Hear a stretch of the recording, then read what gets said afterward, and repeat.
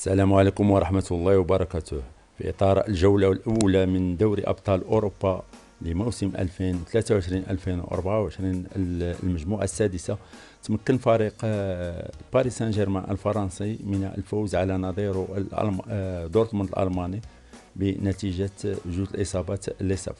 مباراة اللي عرفت التألق الكبير والملفت للدول المغربي أشرف حكيمي، اللي كان من صناع الهدف الأول وتمكن من تسجيل الهدف الثاني بطريقة رائعة. فهنا غادي نشوفوا لحظة البناء اللي الكرة جات من عند ماركينيوس المدافع الأوسط، اللي تيحاولون باريس سان جيرمان يبنيو الهجمة عن طريق أشرف حكيمي اللي غيستلم الكرة. فهنا في هذه الصورة تنشوفوا حكيمي يستلم الكرة من عند المدافع الأوسط ماركينيوس، وتيشوف غادي بالكرة وتيشوف لمن يسلمها. فبالفعل تمكن من هنا تيسلم الكرة للجناح الأيمن ديمبيلي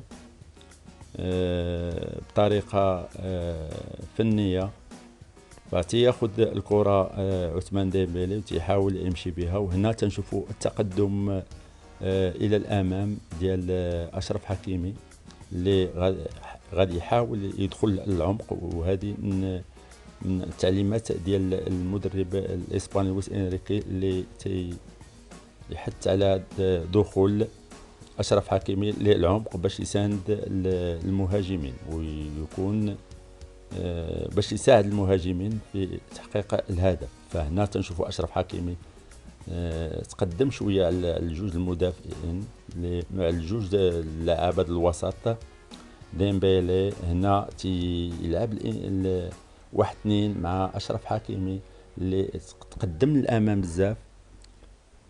فأشرف حكيمي غادي يستلم الكرة، وهنا غادي في هذه الصورة تنشوفوا بأن أشرف حكيمي غير استلم الكرة من عند ديمبيلي، فهو ردها له بطريقة 1-2 لاتجاه الزاوية، وأشرف حكيمي فغادي يزيد يدخل العمق.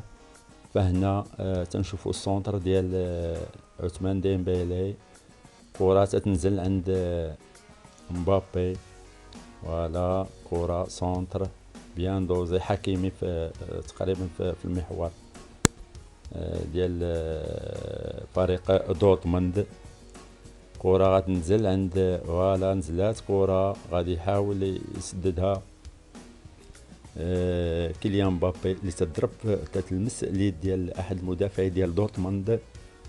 فوالا كرة باينة بوضوح في الصورة، كرة لمسات اليد ديال المدافع. هنا تيعلن الحكم ديال هذه المباراة على ضربة جزاء لصالح الفريق باريس سان جيرمان. فالكرة لمسات اليد ديال المدافع.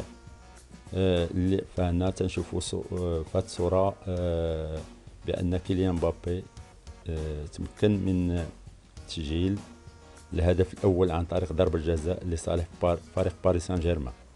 فهنا في هذه الصورة تنشوفوا الهدف الثاني اللي ديال أشرف حكيمي، فتيدخل المربع العملي تيدريبلي، ولا تنشوفوها تيدريبلي تقريبا 4 اللاعبين تيقذف ويسجل. هنا في هذه الصورة فرحة اللاعب المغربي أشرف حكيمي. هذه الصورة أيضا تنشوفوا لويس إنريكي فرحان بهذا الهدف وفرحان بأشرف حكيمي اللي على ما تظن أنه استطاع يتوصل ما أراده من التشكيلة ديال فريق باريس سان جيرمان، وكذا وأيضا من النجم المغربي اللي تمكن من الحصول على أعلى تنقيط اللي هو 9 من بين كل لاعبي